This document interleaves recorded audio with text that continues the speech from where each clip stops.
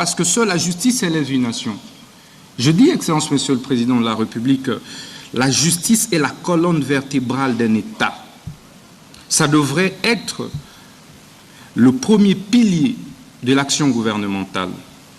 Quels que soient les efforts que l'on puisse fournir dans les secteurs de l'économie, dans les secteurs des finances, quelles que soient les réformes que l'on puisse opérer, tant que la justice est malade, rien ne marchera, Excellence, Monsieur le Président de la République.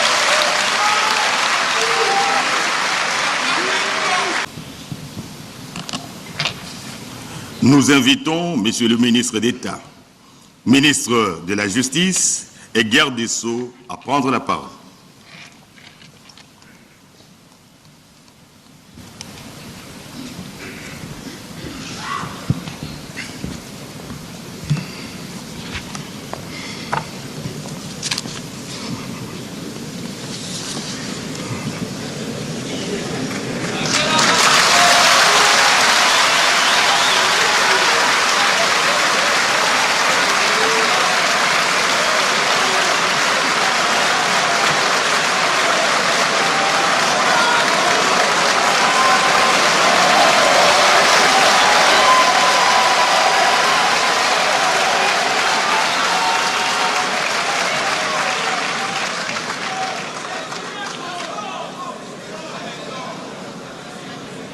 Excellence, Monsieur le Président de la République, chef de l'État et magistrat suprême,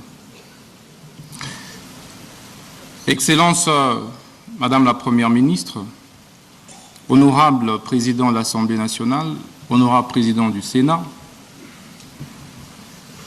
Excellence, Messieurs et Dames ambassadeurs et chefs de mission diplomatique, Monsieur le Président de la Cour constitutionnelle et président du Conseil supérieur de la magistrature, honorables députés, honorables sénateurs, mesdames et messieurs les membres du gouvernement, distingués invités en vos titres et qualités respectifs. Qu'il me soit permis, Excellence, Monsieur le Président de la République, magistrat suprême, de vous exprimer toute ma gratitude. Gratitude à cause de ma nomination en qualité de ministre d'État, ministre de la Justice et garde des Sceaux de la République démocratique du Congo.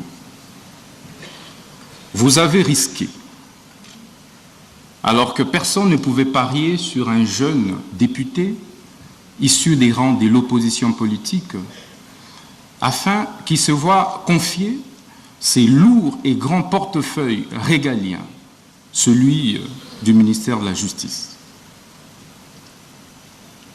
5 mois après, Excellence, Monsieur le Président de la République, je pense que votre choix fait plus que jamais l'unanimité. L'unanimité par l'adhésion populaire que les différentes actions et initiatives du ministre, votre ministre de la Justice, requièrent dans l'opinion. Excellence, Monsieur le Président de la République, permettez-moi également de vous rendre hommage pour votre sens élevé de patriotisme. C'est une première dans notre histoire politique que d'avoir un chef de l'État, un président de la République, qui affronte de manière aussi viscérale un ennemi, M. Paul Kagame, qui a tant endeuillé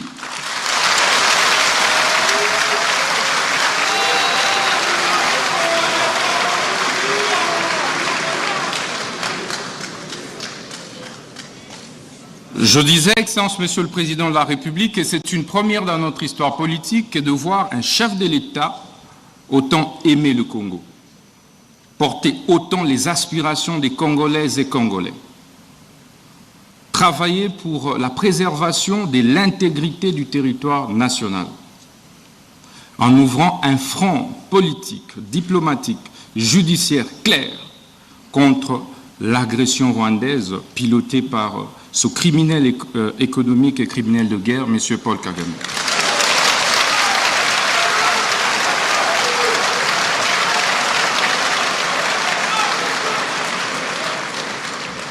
Excellence, Monsieur le Président de la République, je puis vous rassurer que vous n'êtes plus seul sur le front judiciaire. Je suis là à vos côtés et je ne ménagerai aucun effort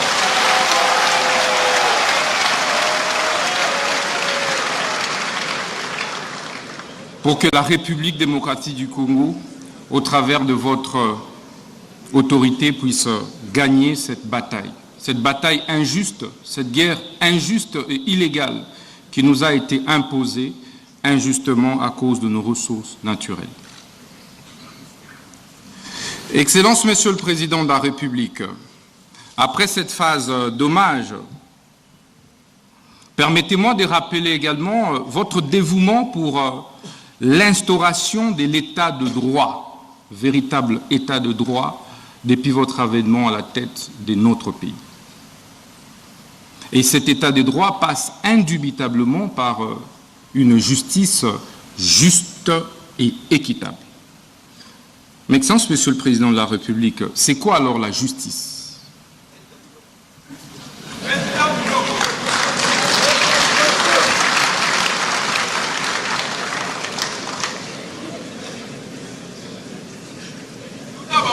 La justice est un terme polysémique, comme l'a dit le bâtonnier national, qui implique un certain nombre d'acceptions. Au-delà de la légalité, elle implique l'éthique, la morale, l'équité. C'est pourquoi un acte peut être légal, mais être injuste, parce qu'il ne comporte pas d'autres acceptions et composantes de la justice. Mais au sens formel, Excellence, Monsieur le Président de la République, la justice devait être comprise comme ce système, cet ensemble de systèmes composés et constitués des corps des magistrats, des avocats, des huissiers, des greffiers, des OPJ, des APG, j'en passe, en vue de créer l'équilibre dans la société, en vue de créer l'apaisement et la paix sociale dans la société.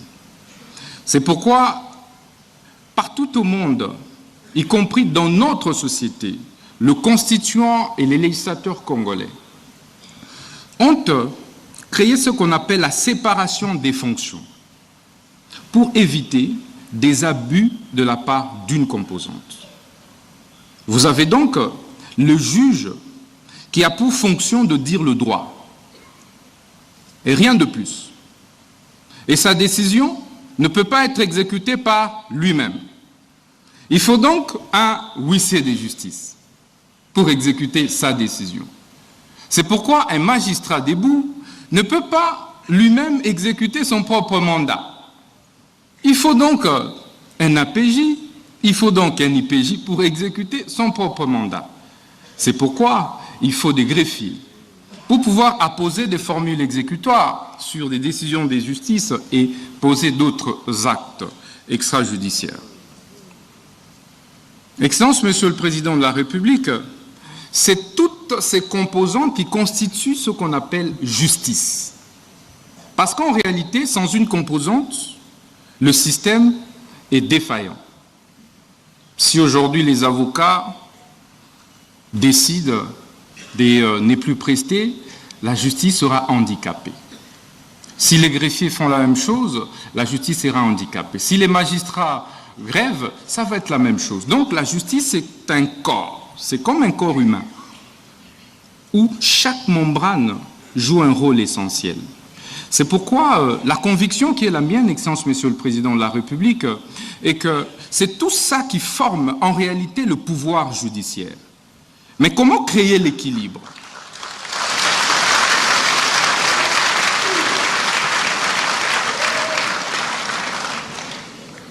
Mais comment alors créer l'équilibre et veiller qu'une composante puisse empiéter sur les fonctions d'une autre composante?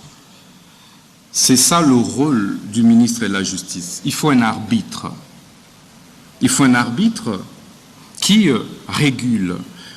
Il faut un arbitre qui voit comment le juge ne peut pas empiéter sur les prérogatives et fonctions des huissiers, comment les greffiers ne doivent pas empiéter sur les prérogatives des huissiers, ainsi de suite. C'est ça le rôle du ministre de la Justice, Excellence Monsieur le Président de la République. Et donc, le ministre de la Justice ne devrait pas être perçu comme un simple membre du gouvernement de l'exécutif. Il est un pendant entre le pouvoir exécutif et les pouvoirs judiciaires.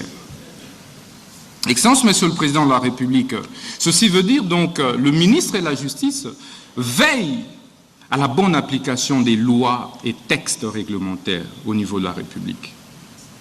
Le ministre de la Justice veille sur les exécutions des décisions des justices.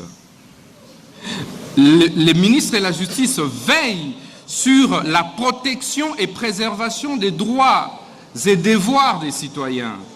Il se rassure, Excellence Monsieur le Président de la République.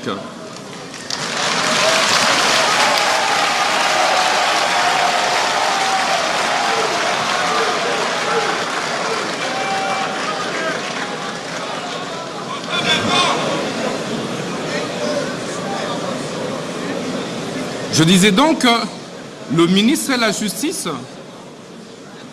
veille à la sauvegarde, à la préservation des droits et libertés fondamentaux des citoyens. C'est donc le protecteur des faibles. C'est donc le protecteur des démunis, de ceux qui pensent que la justice est réservée à une certaine classe, à une certaine catégorie. C'est cela aussi le rôle du ministre de la Justice. Excellence, Monsieur le Président de la République, chef de l'État et magistrat suprême, qu'en est-il de la justice en RDC? Le constat, vous l'avez plus d'une fois fait, mais nous l'avons également fait après notre nomination par votre auguste autorité. 7 Congolais sur 10 sont insatisfaits de la manière dont notre justice est distribuée et administrée.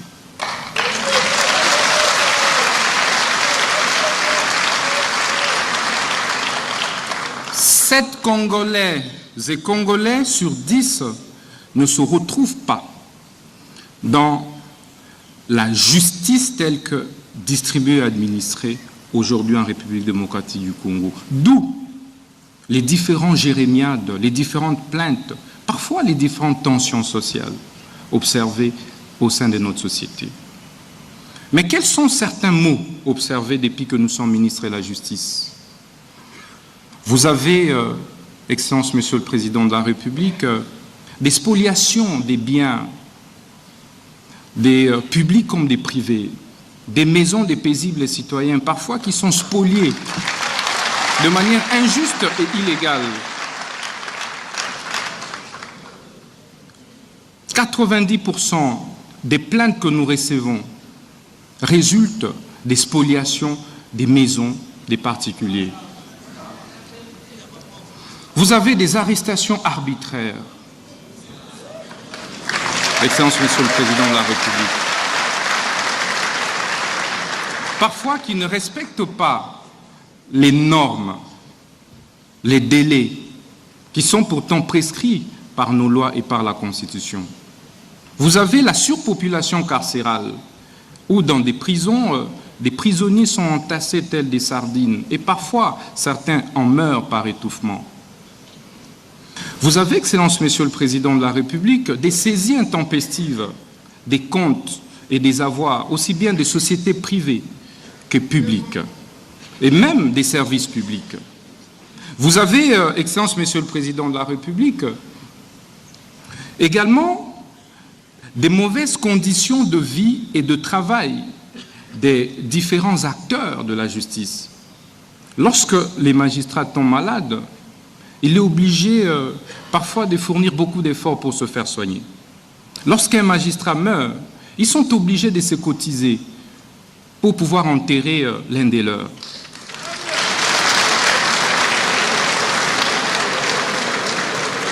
Il n'y a pas de prime de brousse, d'où La plupart des magistrats et juges préfèrent se concentrer ici à Kinshasa et refusent d'aller à l'intérieur du pays. Et donc, dans la plupart des juridictions à l'intérieur du pays, il n'y a pas de juges. Il y a une insuffisance des magistrats. Et donc, la justice n'est pas bien dite à l'intérieur du pays. Mais cela est dû aussi aux mauvaises conditions de travail, aux mauvaises conditions de vie de ces magistrats, parfois qui prennent d'énormes risques pour ceux qui acceptent, Excellence Monsieur le Président de la République. Ils n'ont pas de moyens de mobilité. C'est tout ça qui fait que notre justice soit malade. C'est tous ces mots compilés. Mais que faire pour pouvoir en guérir, Excellence Monsieur le Président de la République? Mais il faut discuter, il faut un cadre pour échanger. Il faut se regarder dans les yeux. Pourquoi? Parce que seule la justice élève une nation. Je dis, Excellence Monsieur le Président de la République, la justice est la colonne vertébrale d'un État. Ça devrait être le premier pilier de l'action gouvernementale. Quels que soient les efforts que l'on puisse fournir dans les secteurs de l'économie, dans les secteurs des finances, quelles que soient les réformes que l'on puisse opérer, tant que la justice est malade, rien ne marchera, Excellence Monsieur le Président de la République.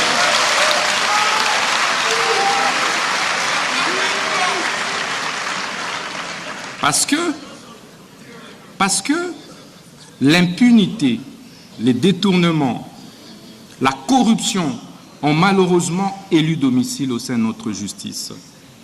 Et il sera ainsi difficile de pouvoir impulser le développement de notre République sans toucher de fond la réforme de la justice.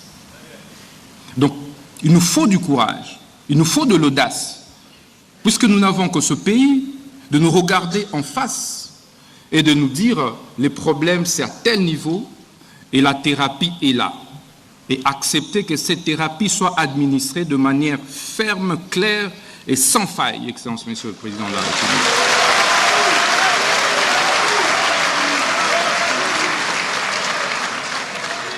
D'où l'importance de problématiser ces mots, de les problématiser au travers de ces assises, les États généraux de la justice.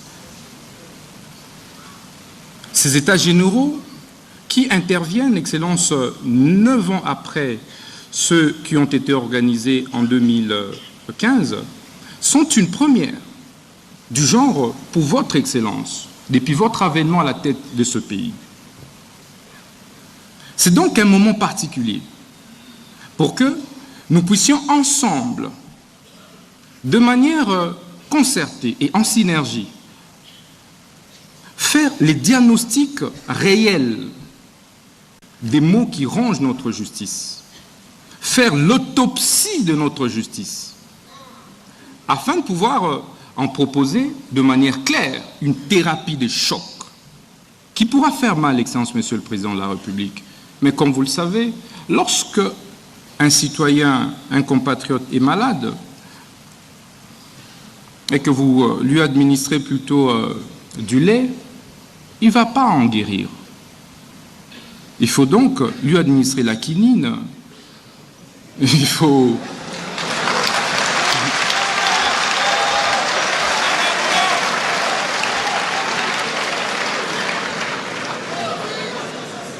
Excellence, Monsieur le Président de la République, lorsque vous avez une plaie et que vous mettez du sucre sur cette plaie-là, elle ne va pas guérir.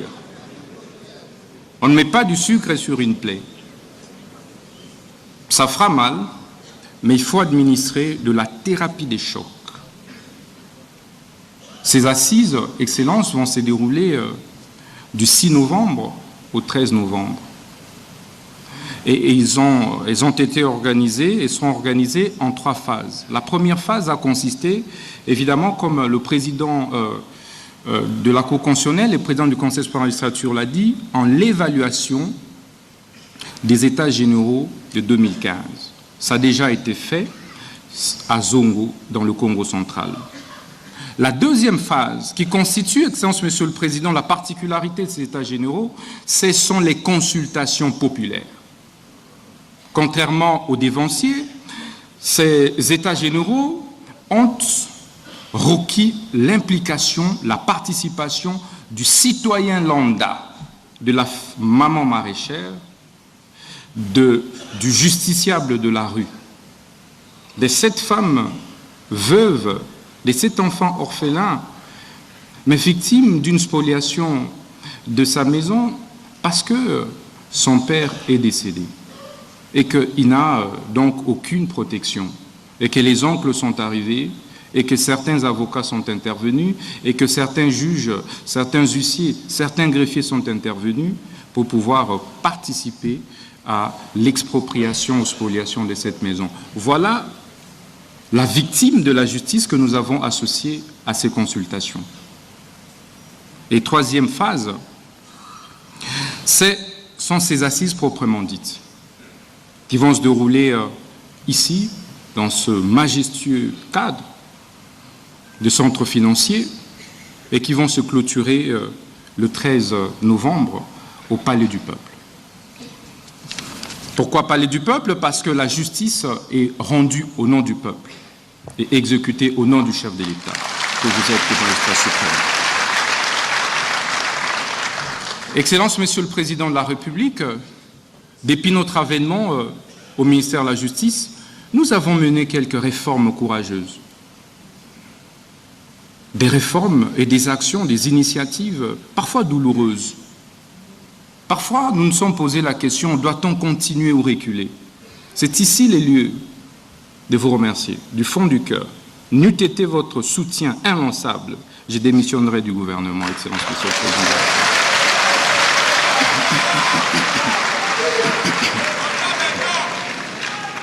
La première réforme courageuse, c'était l'insaisissabilité des biens des entreprises publiques, services publics, établissements publics. Aujourd'hui, le taux des saisies exécutions contre nos entreprises publiques a sensiblement baissé et nous avons réussi à sauvegarder les biens et fonds des entreprises, services et établissements publics. Excellence, nous avons également instauré ce qu'on appelle en droit étranger la caution judiciaire pour éviter que n'importe quel quidam puisse déranger les entreprises qui acceptent de venir investir dans notre République, qui faisaient l'objet de beaucoup des plaintes et souvent fantaisistes, et doubler, Excellence, des condamnations parfois exorbitantes, à des astreintes exorbitantes, à des dommages-intérêts parfois mirobolants, qui ont fait que certaines entreprises puissent fermer et quitter la République. Pourtant, on ne peut pas créer de l'emploi sans investisseurs privés. Et donc, ça a été notre devoir, sous votre impulsion et vos instructions, de pouvoir réformer sur ce plan-là. Nous avons également procédé à la bancarisation de tous les frais de justice, qui est un processus. C'est difficile parce que c'est une réforme. Mais au bout de compte, nous allons y arriver. En si peu de temps, là où nous avons réussi à bancariser, Excellence, Monsieur le Président, nous avons décuplé les recettes qui relèvent du ministère de la Justice. Nous avons également, Excellence, sous votre impulsion, amorcé des actions de désengorgement. Des désengorgements de nos maisons carcérales, de nos prisons. Ça a été difficile. Aujourd'hui, Excellence, la prison de Makala, qui constitue une épine, en fait, pour le gouvernement, votre gouvernement, ne constitue plus un problème comme avant. Parce que nous avons, grâce à votre impulsion, pris des décisions et des mesures courageuses, celles de désengorger. Aujourd'hui, il n'y a plus de morts dans la prison de Makala par étouffement, Excellence, Monsieur le Président de la République.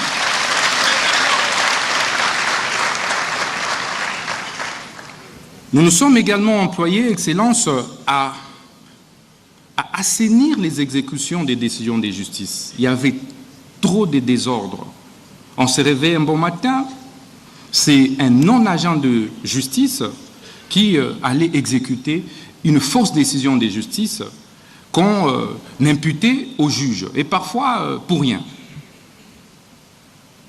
Étant donné qu'il n'existe pas de système de certification efficace des décisions de justice et même d'actes officiels jusqu'ici en République démocratique du Congo, nous avons eu affaire à beaucoup de décisions parfois falsifiées, à l'insu des juges. Parfois, on mettait des noms des juges déjà décédés.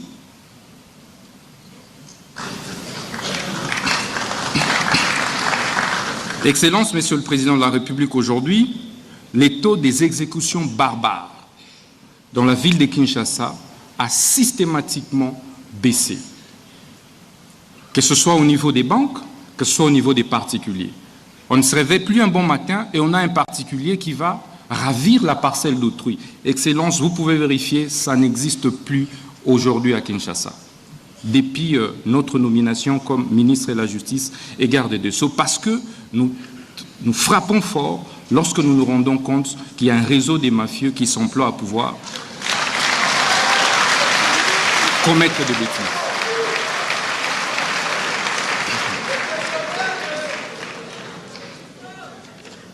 Excellence, Monsieur le Président de la République, ce n'était qu'à titre indicatif. Nous avons mené des réformes aussi bien au niveau des services des cultes et associations, comme vous avez suivi. Aujourd'hui, nous avons supprimé l'F92 et nous accordons des personnalités juridiques aux églises et nous avons instauré les systèmes d'identification de tous les pasteurs. C'est en cours pour pouvoir, Excellence, Monsieur le Président de la République,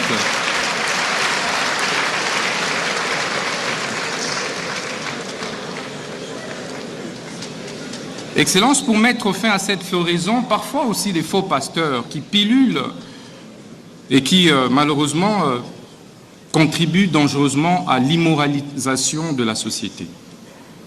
Nous allons donc exiger un permis de culte pour tout celui qui devra se présenter devant ses paroissiens ou ses fidèles. Excellence, Monsieur le Président de la République, vous permettrez de ne pas abuser de votre temps pour chuter.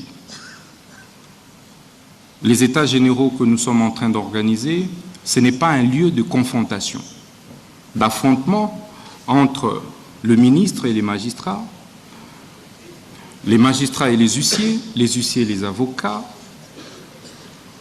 les citoyens et les magistrats. C'est plutôt un cadre des prises de conscience collective, des remises en cause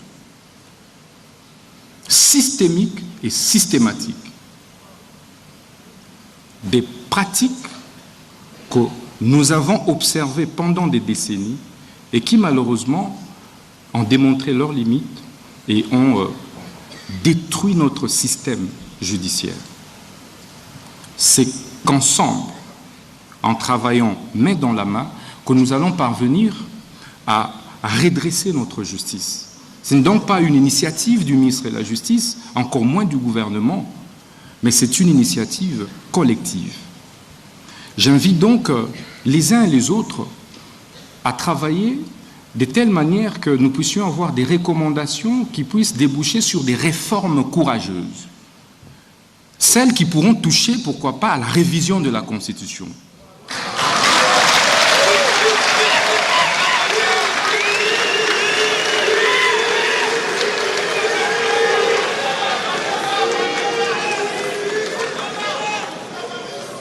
Parce que, Excellence, Monsieur le Président de la République, comme disait Rouvillois, les constitutions ne sont pas des tentes dressées pour le sommeil. Tout comme les lois, elles sont appelées à s'adapter aux réalités de la société.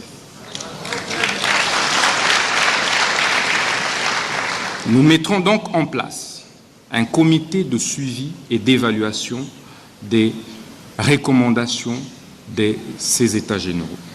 Je dis et je vous remercie.